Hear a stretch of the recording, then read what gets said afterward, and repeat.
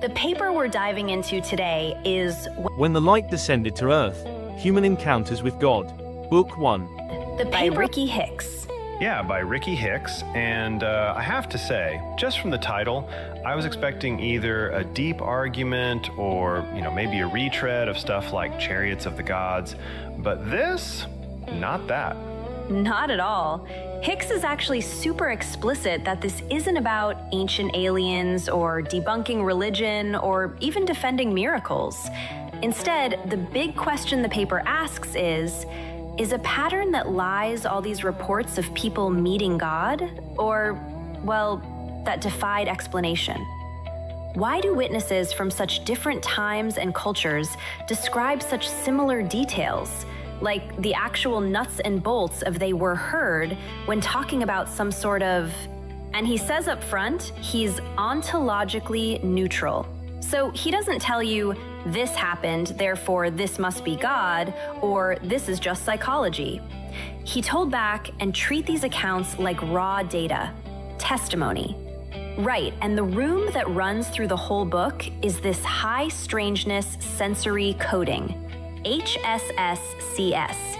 I mean, I love how it chops up each encounter into 5 channels. What did the witness hear, see, feel in their body, notice about movement, and experience in their mind? Yeah, so Hicks is just summarizing stories. He's saying, for example, strip away the names. Strip away God or angel or lean or whatever. Just what exactly did the witness report?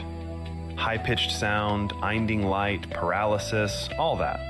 What's wild is once he applies that schema to ancient texts, from the Thalo people of India, to Ezekiel in Babylon, to Aboriginal Australians, to survivors of modern events like Ema in 1917, or even Joseph Smith, he finds this recurring pattern. Like across cultures and millennia, the sequence is sound, then light, then some kind of physical response, then private instruction or overwhelming sensation, then, sometimes, the birth of religious institutions. Totally. And he's not ignoring the problems. There's discussion about how oral canned things, stories changing over the years, translation errors, editors tidying up accounts, so those are all limitations. But he points out, still, across traditions with no contact at the time, the sensory sequences converge. It's almost unsettling.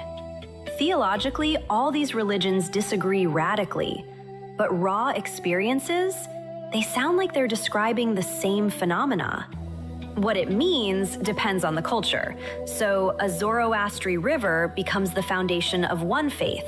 Similar luminous being in Kentucky becomes a different church entirely. Yeah, and honestly, when I think it are humans just hardwired dramatic pattern matching? Or is there actually some underlying thing happening out there, one that's real but resists being pinned down? I mean, he leaves that open. The possible explanations are wild. A real divine being, a non-human intelligence, shared brain phenomenon, or a strange natural event that triggers all this stuff. Kind of makes you want to go out and stand in the woods at sunrise, just in case. Or maybe not. I don't think I would be paralyzed with terror and then sent forth to found a new religion. I can barely keep up email. Fair. But for listeners, what I love how Dozit let us off the hook and neat conclusion. He's not saying believe or don't believe that. It's more, here's the pattern, our best counter-arguments, and we have to keep Pay attention, in other words, to testimony you usually, traditions you think you already have figured out. Right. Academic research is an absolute truth. It's provisional, and the next of evidence might change everything.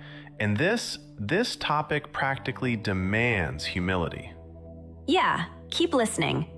The witnesses, as Hicks says, waited a long time to be heard. That's maybe best to end, with answers, but with better, deeper questions.